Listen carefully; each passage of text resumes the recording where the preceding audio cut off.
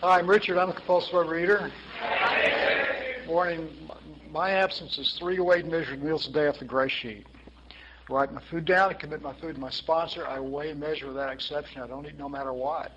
And as a result of these actions and the grace of God, I've been abstinent from compulsive overeating since February 15th of 1990.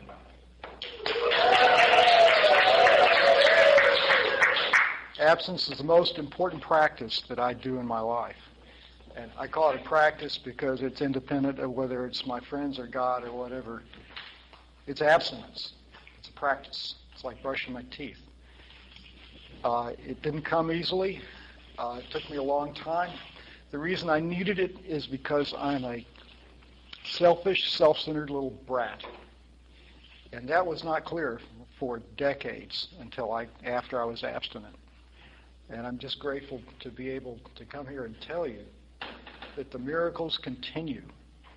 They don't ever seem to end. But I have to be abstinent to receive those. So my experience at retreats is that they are important to my abstinence. Every time I have gone to a retreat, there has been a miracle for me.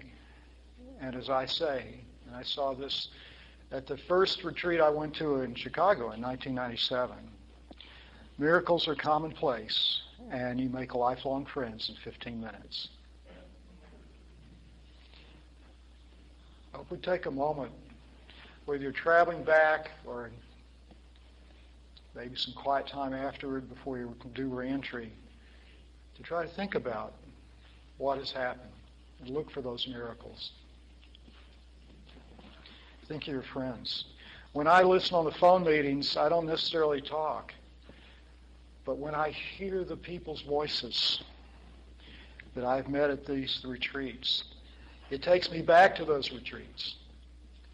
And I want to have as tight a connection with my friends, my fellow compulsive overeaters, as that's strong enough so that if the food ever says, yeah, boy, it looks like a really good idea to eat today, doesn't it?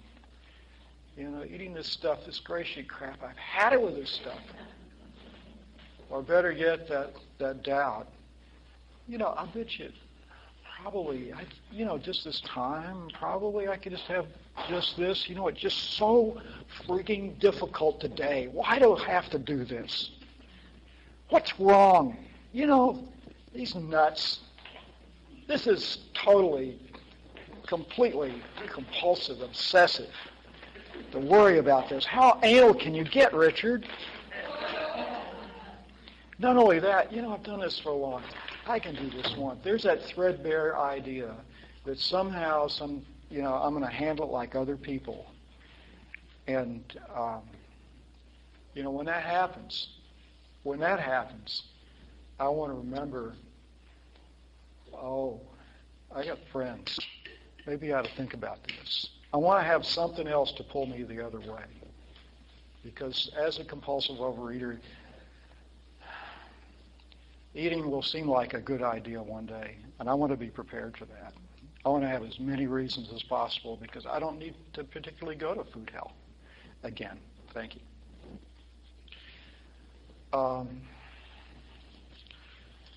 I sat down yesterday, and the theme here is don't quit before the miracle.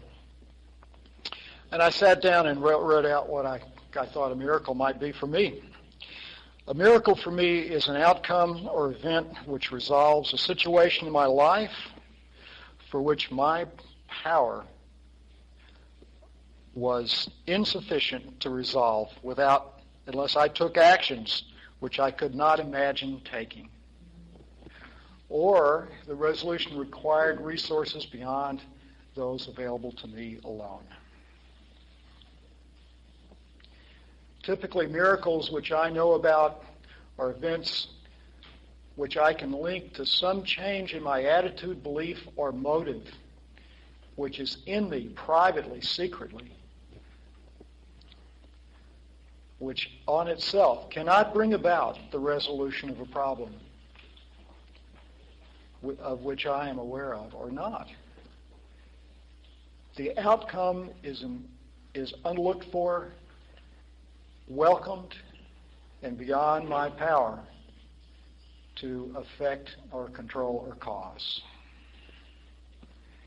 And it's just damn scary when those happen, because I realize there's a power that's looking out after my ass. I wish I could spend 2 hours telling you about those miracles, but I'm telling you, they happened to me. So the first one that I had is, now I'm going to tell a little bit why I'm a compulsive overeater. So, like all of us, I knew that I should change what I eat, and I could see my weight going up. It wasn't as bad for me. I was lucky. I've got this metabolism that just burns up calories sitting around. I'm an ectomorph. Endomorphs, it's tougher. It's tougher to lose weight. It's pretty easy. But I was still able to get up to about 215. And it's about 70 pounds more than I weigh now. And when I look back over any considerable period of time, the weight was always greater. It was never less. And for me, a considerable period of time was 2 years, because it could go up and down, and I could control it for a while. And then something in my life would change. And all of a sudden, I'd be eating, putting it back on. And at some point, I turned to food for comfort in a big, big way. And I spent enough money to buy a house, probably at restaurants, and anyway, that was the lifestyle. I didn't have any really, I hear more extreme cases and stuff, but I'm still a compulsive overeater, because once I was eating, either the food had to run out, or I had the money, or something outside of me had to change. It wasn't like I knew it was a good idea to stop, and so I stopped. I knew it was a good idea that I, maybe didn't eat what I thought I was, or eat what I was eating, or maybe I shouldn't eat as much. I knew that, but that didn't matter, because I didn't have the power to act on that knowledge. Self-knowledge didn't do me any good at all. But I got in 12 steps in Al-Anon because a woman I was married to was an alcoholic and insisted I go to Al-Anon if she was going to go to AA, so I complied. And I got to know the big book and things. And my routine was to go down to Barton Springs in Austin, Texas, the spiritual center of Austin, and go swimming, Barton Springs pool. But first I'd stop off at a place and eat coffee and drink coffee and eat things that we don't eat now. Then I'd go down and I'd swim for an hour and a half, trying to lose weight, and I'd haul out. I like that image. I haul out of the pool, and I'd sun myself and enjoy the sights. And then I'd shower, and I'd walk back, and there was a snack stand between me and the car. And the dialogue would start. Well, boy, it's been a rough day. It's been a rough week. You deserve this. This wouldn't really be the best thing for you. Perhaps you shouldn't have it today. Whatever the dialogue was, I didn't know how that decision, what was going to come out. Some days I walked by, and some days I didn't. It was just seemed so good. But on one particular day, I was reading the big book, this book right here I have on the podium, and I started chapter 5, how it works, page 58. We all know it. And you go on, and it has a part where it says, when we take such a position, I even have a bookmark for it. We sincerely took such a position, all sorts of remarkable things happened. We had a new employer being all-powerfully provided what we needed if we kept close to him, performed his work well. Established on such a footing, we became less and less interested in ourselves, our little plans and designs. You hear the miracles there? This isn't me. More and more became interested in seeing what we could contribute to life. As we felt a new power flow in, we enjoyed peace of mind. We discovered we could face life successfully. we became...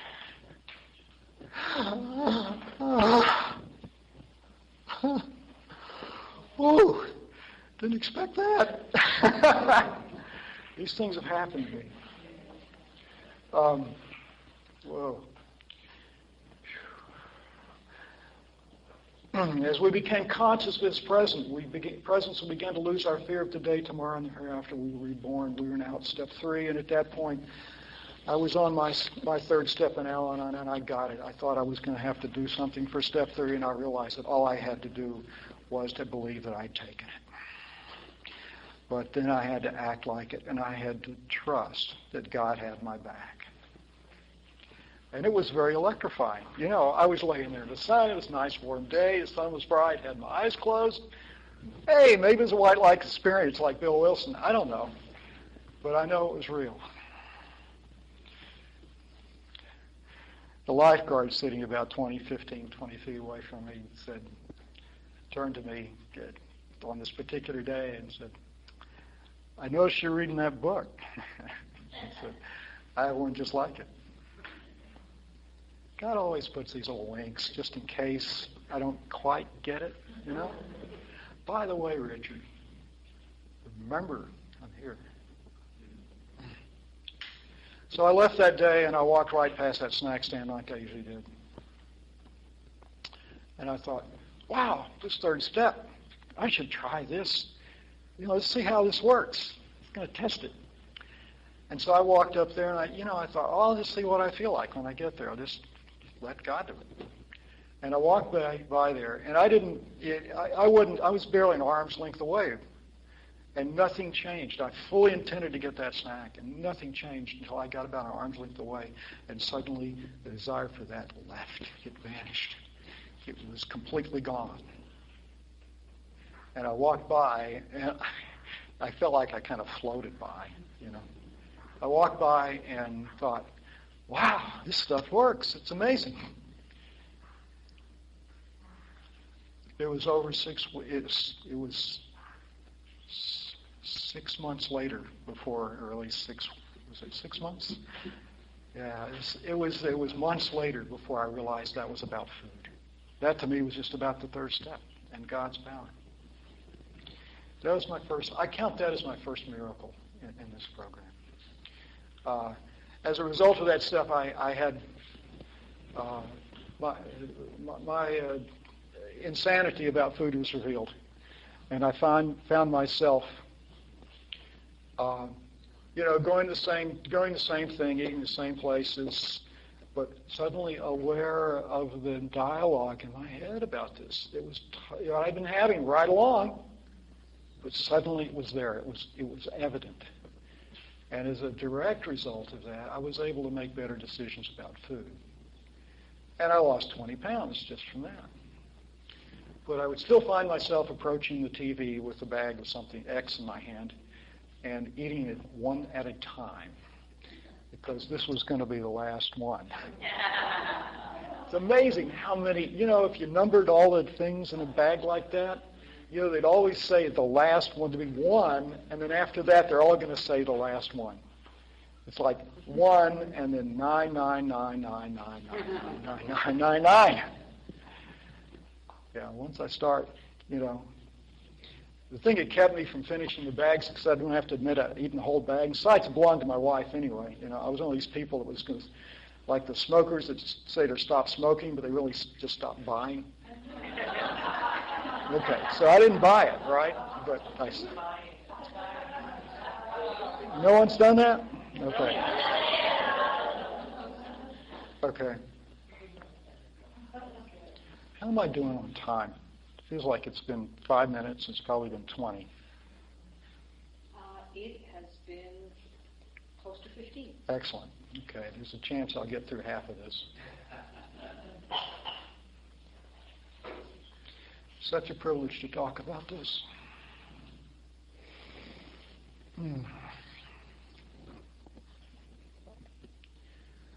But I still ended up eating those bags of X in front of the TV.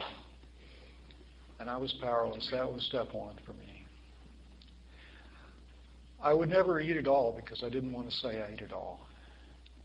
So I would leave 1 ounce maybe out of a 1 pound bag. So for some reason, I knew that some of the members of my Al-Anon group were in OA, as it was called in those days. And, I'd see they'd get happy and they'd lose weight and their eyes would light up and they're very attractive. I loved it. And,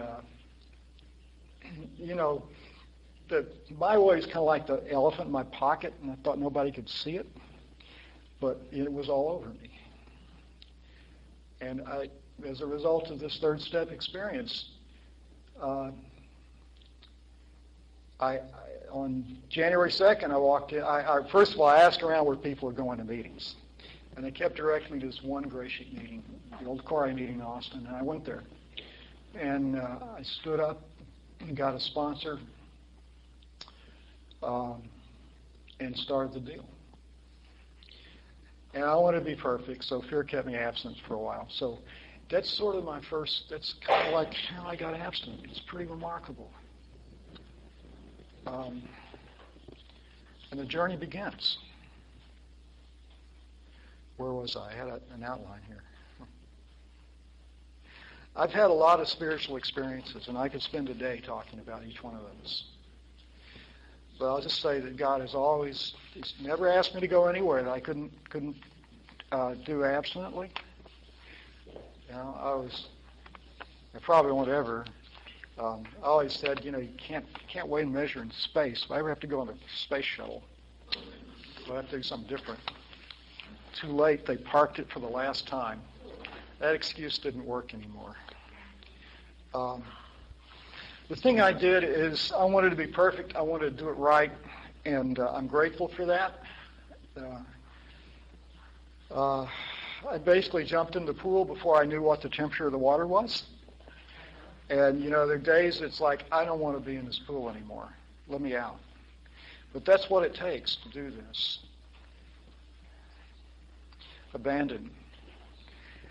I take the action of doing the jump, but once I reach the zenith of the arc into the pool, it's out of my control.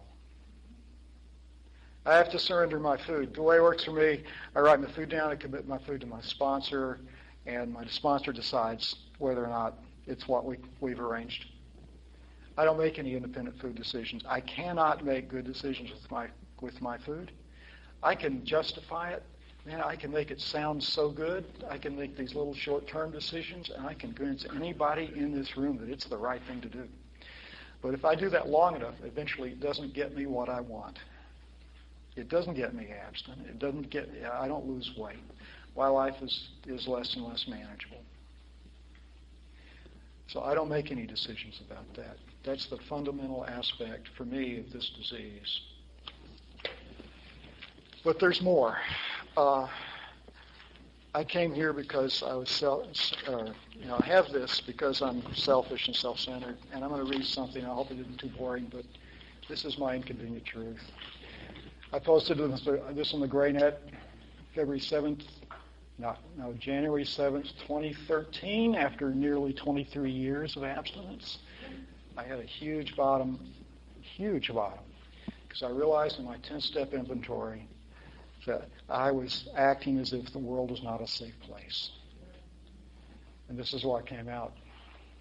I'm not well, I'm not okay, my mind is truly ill. I am convinced that this is true and that this belief is based on my irrational reactions to life's persistent problems. Given these facts, I should be under direct supervision because I'm driven by a desire to find or create evidence that I'm okay and that I'm not a danger or harmful to mankind by my very existence. My emotions are not adaptive toward harmonious coexistence with other beings of my type, humans. Though there are days I'm sure that was a mistake.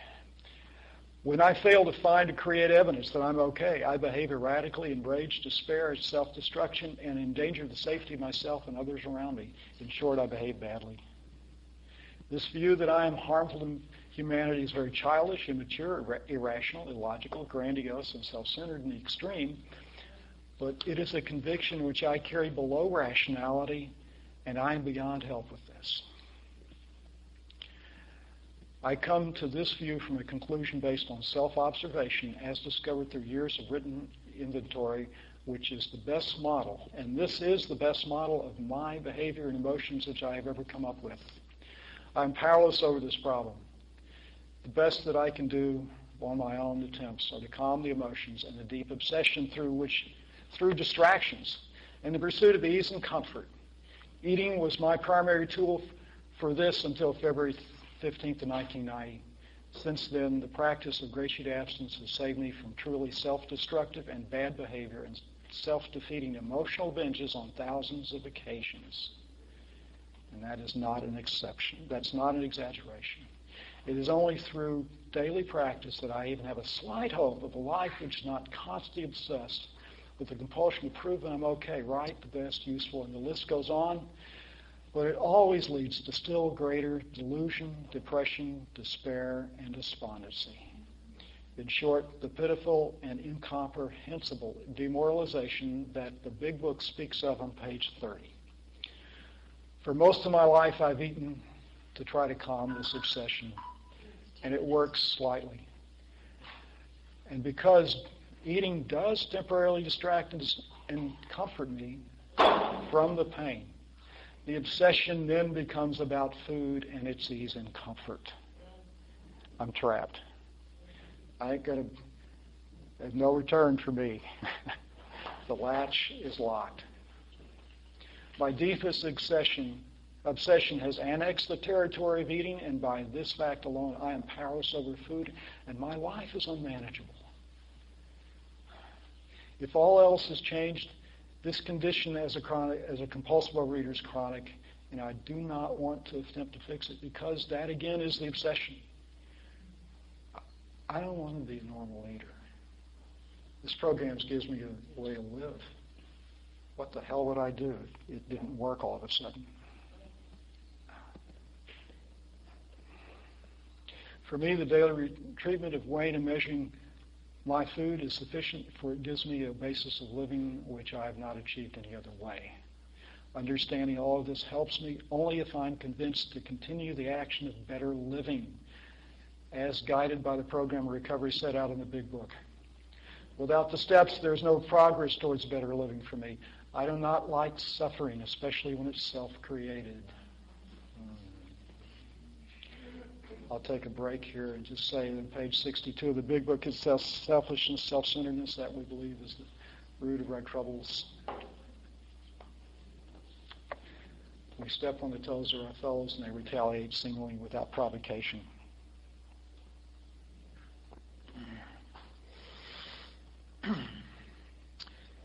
If I look back, I find that I've made a decision based on self. Me, something I want, which has placed me in a position to be harmed. I hate suffering, especially when it's self-created. There's why I do it, and I'm powerless over that. But that's what I'm trying to escape from, because in those situations, when I am self-centered like that and my actions are based on those motives, I create situations for which I have no solution, and I want out. I just want one thing. I don't want to have to face it. And food was my tool, my escape. It comforts me, first of all, and then I can be upset about how stupid I am that I ate it again, and I can be distracted about that, and then I don't worry about this other stuff. You see how slimy it is? Whoa. I need the spiritual tools. Nothing else works.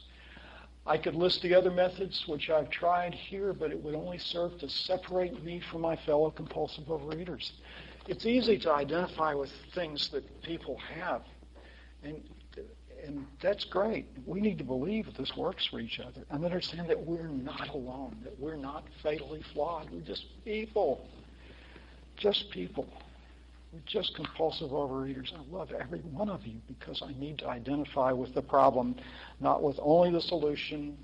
It doesn't matter whether you weigh or whether you cup, whether you flex or whether you're a rigid stick in the mud like me. It doesn't matter. You're a compulsive overeater. Bless those people out in the regular OA rooms. God help them. Out there trying to find that absence, I'd be out there with them if it weren't for GreySheet. I love those people. They're compulsive overeaters. I need them. They understand that. You know, God help them. I'm here if they need me. And not that I'm God, but GreySheet is here. But I need you because I cannot do this by myself. And I cannot do it if I'm not absent from compulsive overeating. I cannot imagine taking the steps or adopting the attitudes required to do the other 11 steps. It says so in the 8, 12, and 12 on page 20. I believe it. My motives to enlarge my spiritual life are not so earnest, and my actions to do so are not so effective as when I'm experiencing the gift and benefits of abstinence. I can't do those very well if I'm not abstinent. Why not? Surely you know that, right? I write this only on the chance to offer hope to others who suffer from compulsive overeatings, that there is hope for recovery and return to sanity, not only where food is concerned, but emotional sobriety, the thing I neglected for 23 years, basically, and better living. Many days I behave well. Page turner? Get your act together. I behave well and I maintain a thin disguise that I'm only weird, not severely ill.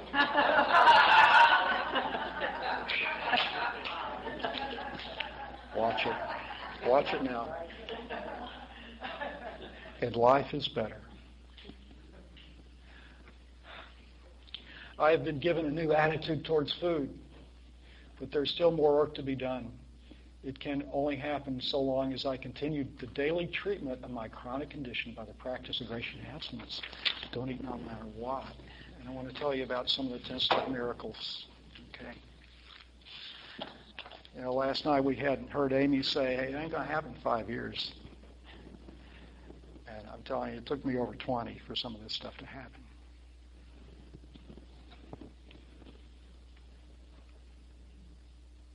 I have a commitment to abstinence like a sniper.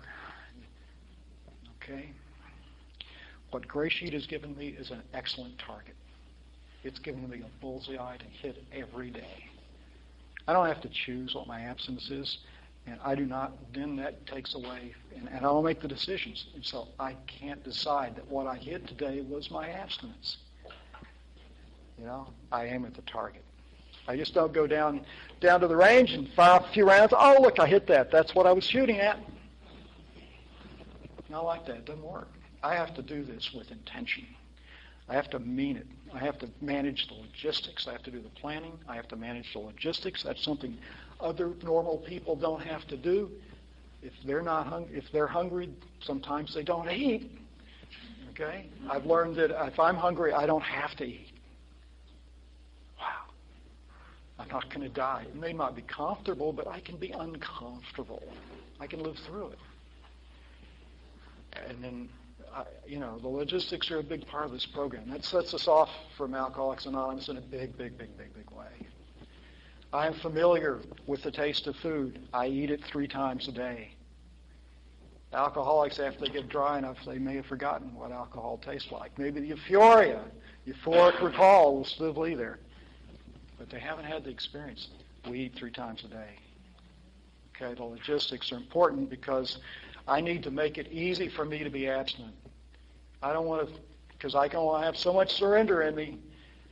If it's difficult for me to be abstinent, I don't want to face that time. Oh, God, surrender 800, I can handle that. 801, no way, screw you, I can't do this. I don't want that to happen. So I try to manage the logistics so, the surrenders are in the range of 8 or 10 a day maybe.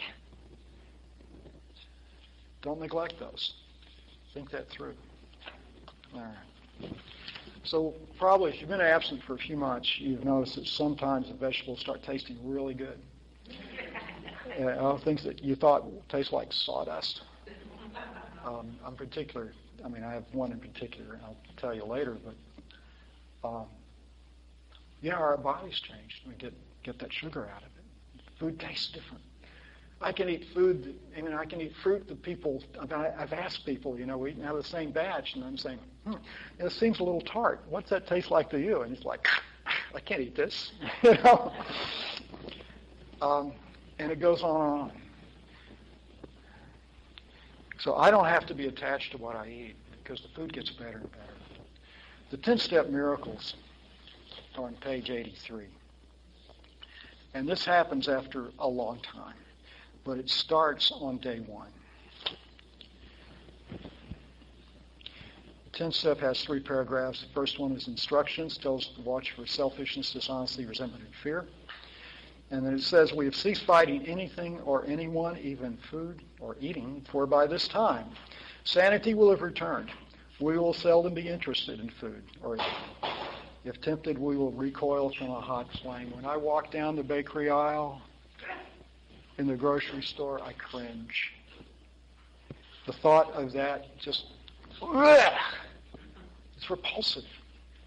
I used to live with that. I used to live for that sensation and the euphoria that follows. All right, give me 2 minutes. We react sanely and normally.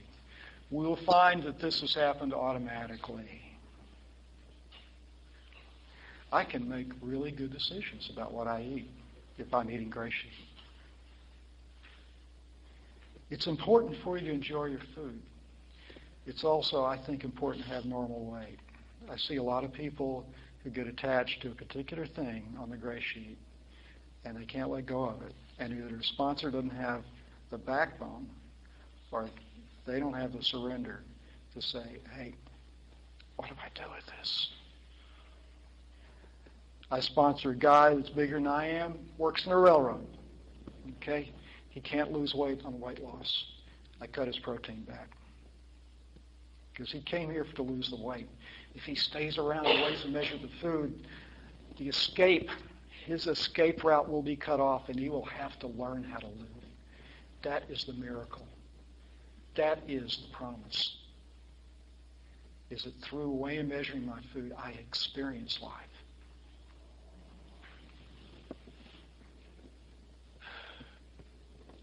We'll see that our new attitude toward food has been given to us without a thought or effort. It just comes. That's the miracle of it. We're not fighting nor avoiding temptation. We feel as though we've been placed in a position of neutrality, safe and protected. We have not even sworn off. Instead, the problem's been removed. It does not exist for us.